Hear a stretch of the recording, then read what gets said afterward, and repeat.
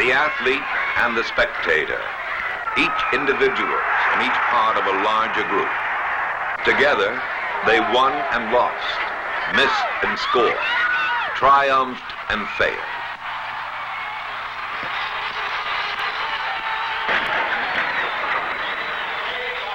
Together, they witnessed the Philadelphia Adams 1974 season of great moments in soccer.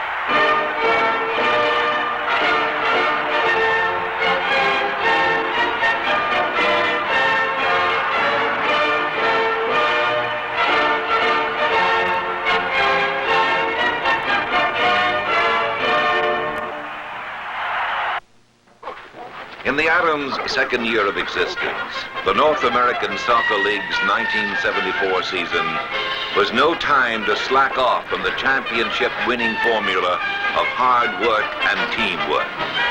Only by now, everyone else in the NASL was wise to their secret for success. For the most part, the men were the same, with one key exception. Roy Evans of Liverpool, an English First Division player, was unable to compete in the States in '74. He was replaced by college all-star Tom Galati from St. Louis. You want a man on the post? Take it easy when you give it to me. Galati was part of a powerful and cohesive defensive unit. I watched him develop as a rookie trialist, really, to a first-team player and to one of the outstanding defenders in the league. Galati was a top American defender, and as such, he played a key role in the Adams program to Americanize soccer in the NASL. Get him, get him!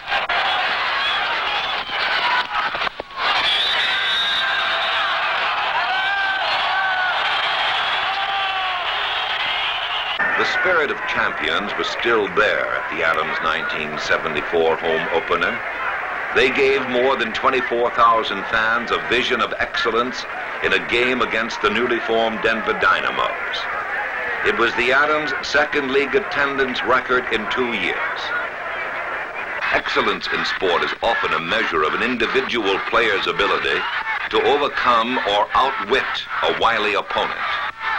The Denver game was clearly an example where several individuals united in teamwork to break a difficult opposing force.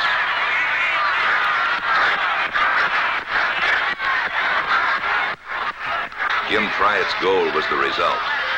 Fryatt, who was marked tightly all night by the Denver defenders, finally received the pass he'd been looking for and put the ball in the back of the net.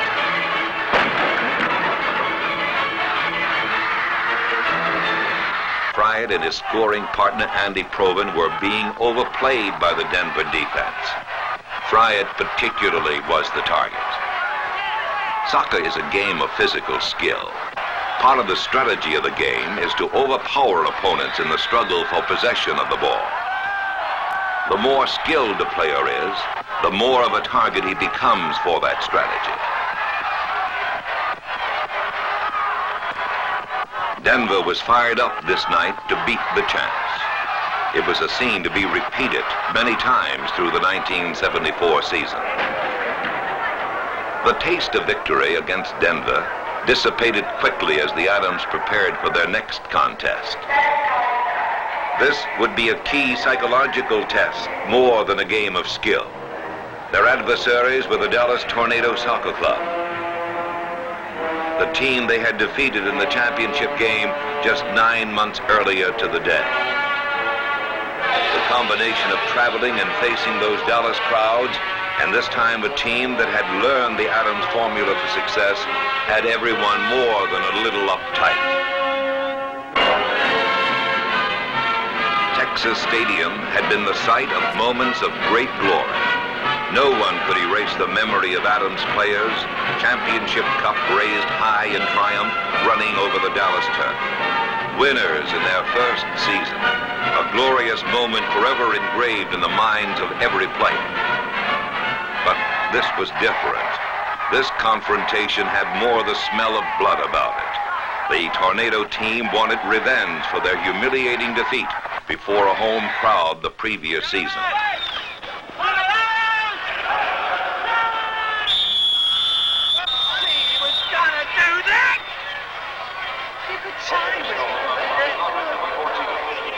Keep them in the oven, lads. Keep them in now. There's an old expression in this part of Texas.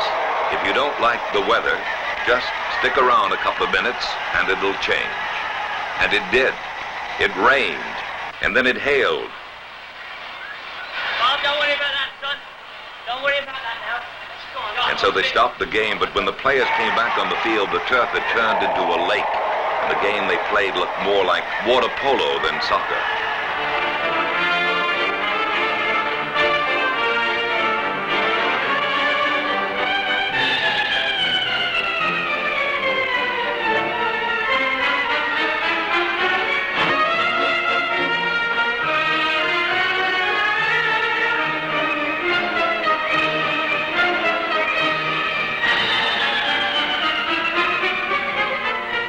The rain-soaked field made skillful soccer almost impossible.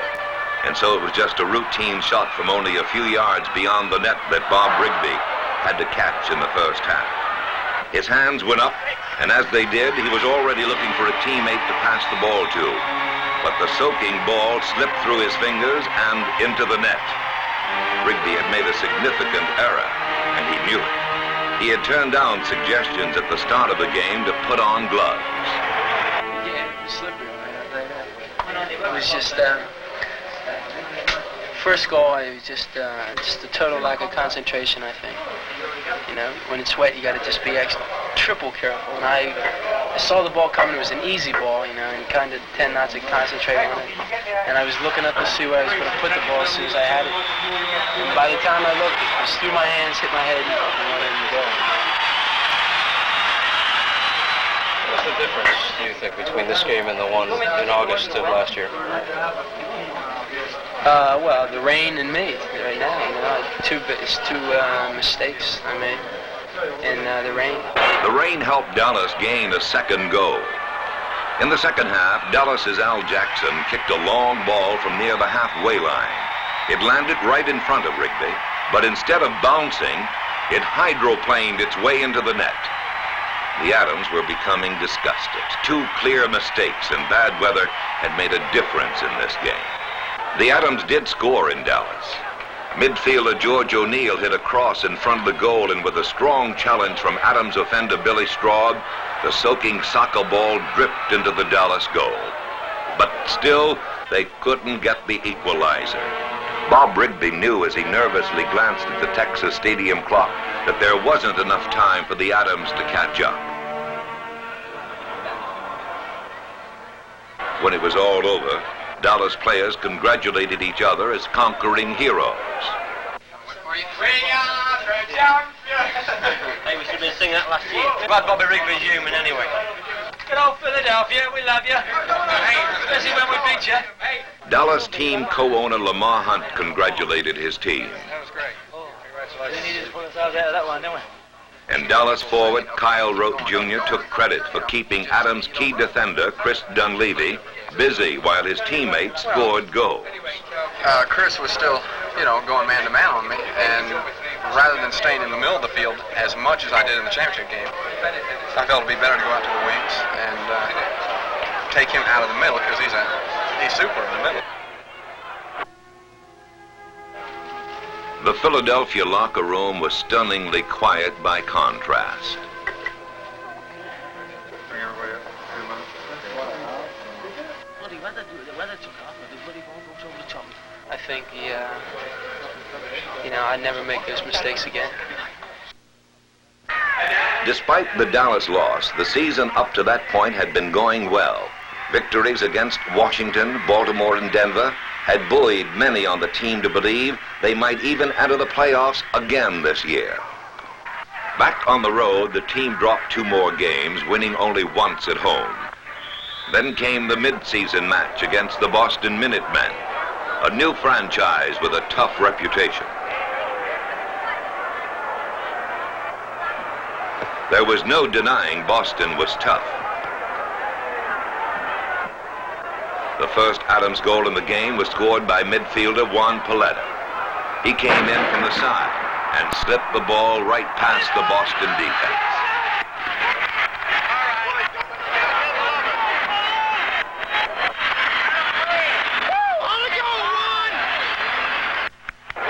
Boston turned around and decided to hand Philadelphia some of its own medicine.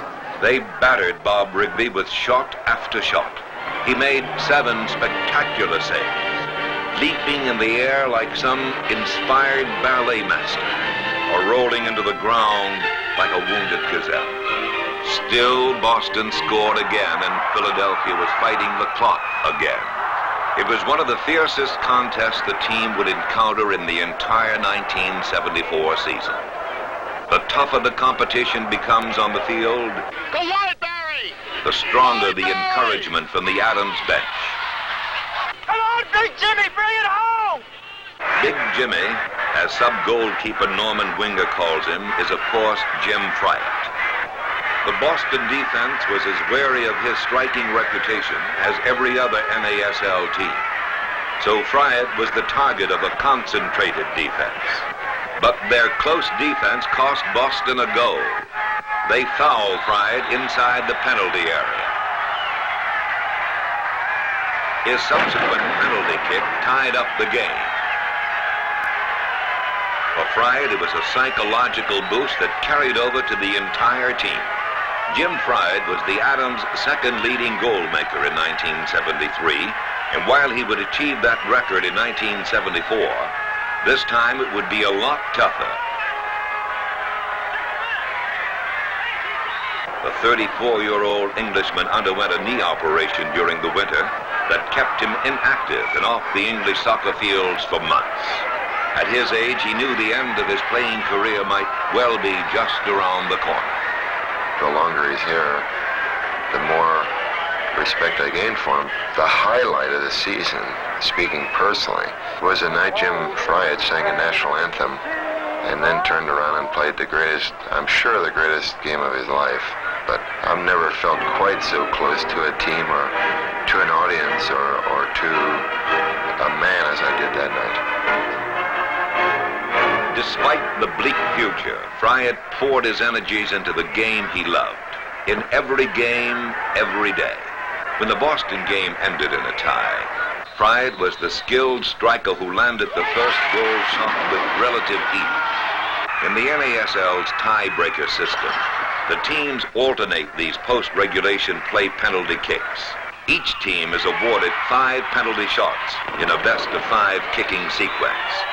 More often than not, it's just a question of luck as the goalkeeper guesses which side to leap toward. He's not allowed to move before the ball leaves the foot of his opponent. In one play, Rigby leaped to the side and blocked a shot. The ref said that Rigby moved too soon, and the young goalkeeper was angry. He was forced to withstand another attack. And as if some higher force vindicated him, the Boston shot missed the goal altogether. The end result was a Philadelphia victory. No more tiebreakers. My heart won't take it. Tom, you like that tiebreaker? Love tiebreakers. They showed tonight that they can score goals. Tiebreakers, everyone by now had agreed, are a tough way to lose, but winning is sweet no matter how it comes. Bad way to lose for them. The euphoria of victory faded into the hard work that characterizes professional soccer. Every Adams soccer game is recorded on videotape, so coach and player alike can judge the success of strategy and individual effort. Rigby stares intently at his own movements during the tiebreaker. Despite his loud protest to the referee, he's now forced to admit he did indeed move before the kicker touched the ball.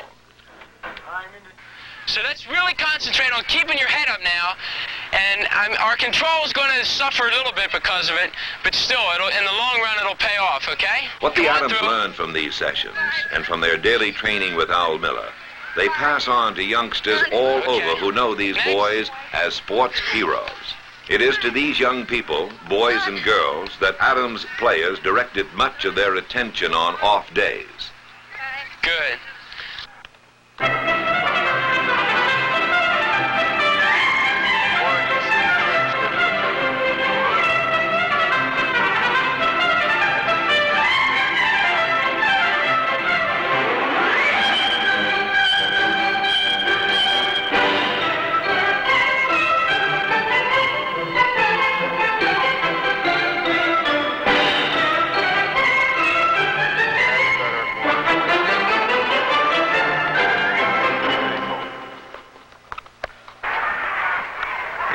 development of American youth into professional soccer material that best characterizes the Adams philosophy toward the future of soccer in America. I think intelligent people and people with strong characters have to recognize that these boys can compete in this league, and I don't think there's a club in the league that played us that didn't fear us, and I think that sells our beliefs. Perhaps what hurt the cause most was the Adams away from home record. Road trips were proving disastrous. Only the first 2 games of the season out of town were winners. The numbers tell the rest of the story.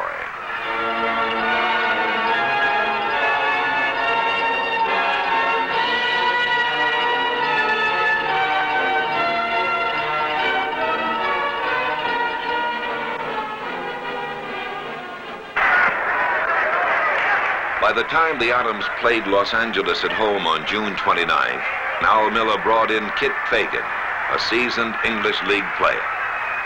L.A. was leading the league in points at the time, and they subsequently went on to win the North American Soccer League's 1974 championship. With so many losses behind them, and so few games left in the season, Al Miller was ready to gamble. He moved the defensive players in the midfield forward with every attack. Bobby Smith, in his second season as a defensive back, moved up and seized an opportunity to score. It was the first goal of his professional career. And I was just happened to be there. The ball came over my head. I took a swipe at it. I just hit it, and it went in. I feel like it's about time I scored a goal, is what I think, But it won't be that long before I score my next one. I'll tell you that right now.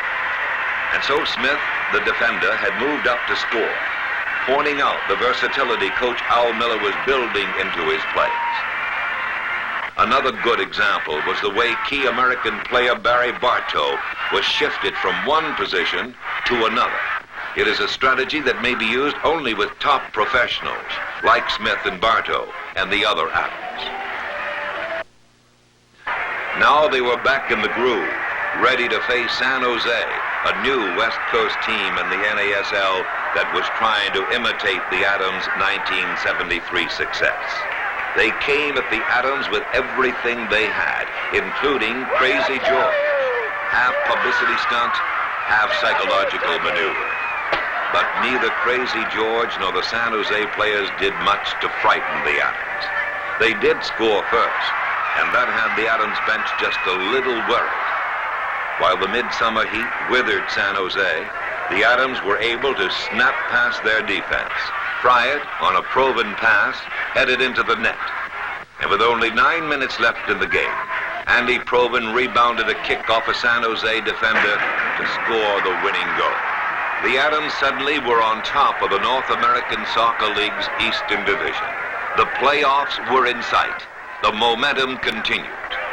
There was one hitch. Kit Fagan, the midfield booster Al Miller had brought over from England, aggravated an injury in the San Jose game. He would play no more for the Adams. Fagan's influence would remain, though winning without him would become more difficult. In a come-from-behind sweep, the Adams defeated the Toronto Metros 2-1. Both times, forward Carl Miner was involved in the scoring process. Miner kicked a brilliant long shot into the net for the first goal and assisted Andy Provan on the second. Miner had been working most of the season to shake loose from a scoring rut. The season was approaching the finish. While the Adams had not done badly, the other teams in the Eastern Division, particularly Baltimore and Miami, had done very well, knocking Philadelphia down in the division standings. The Adams were in a nearly do-or-die position when Baltimore came up to Philadelphia. At the end of regulation play, the score was tied, and that meant a tiebreaker. Chris Dunleavy came up to shoot.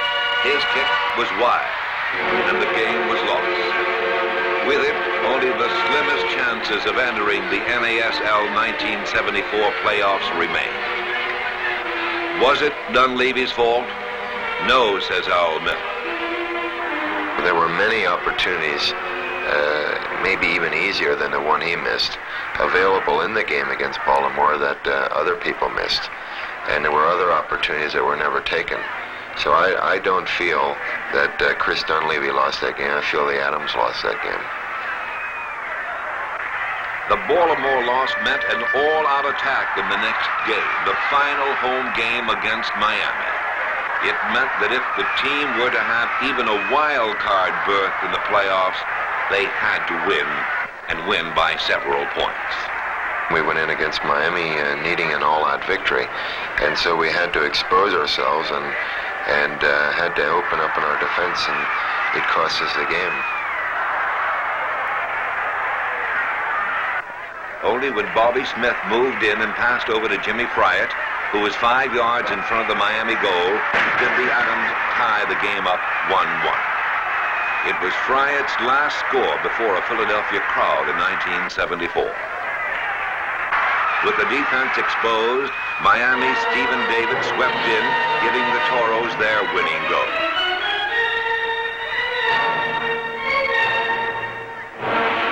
Miami had stolen the Eastern Division Cup from Philadelphia and went on to play LA in the championship game.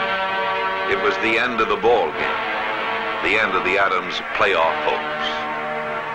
In spirit, the players, coach, and management were crushed at the turn of events. Adams Vice President Hal Freeman was dejected and alone as he made his final 1974 trip to the post-game locker room. Gotta hate this crazy game. This has more than bad tradition. This is just a bad game. Well, they gave it everything they had. They hustled, they played good soccer. They all played well. You know what you get for that, Hal? I realize. Pack your bags and go home. Right. No cigar, right. I understand. I'll tell you, we've come into this locker room so many times, and we tried to analyze what's wrong or something. I don't know what it is, I don't know what it is. There was, in these final moments of the 1974 season, a sense of guilt carried by the players, a sense that they had not achieved what they believed their many thousands of fans expected of them. There was almost a feeling of shame that they had betrayed a loyal Philadelphia follower. But what none of these young men recognized in their momentary anguish, in fact, what most of them had forgotten, was the very nature of great sport and the thrill the sport fan enjoys because of it. Soccer in Philadelphia is great sport. I like it because of the fact that it's going constantly all the time. There's always something happening. It's fast moving. I like it. Trevis, he's the greatest. They hustle, they fight. That's what I like to see. The experts and the fans have now reached their conclusion about the Adams. There were great moments in 1974.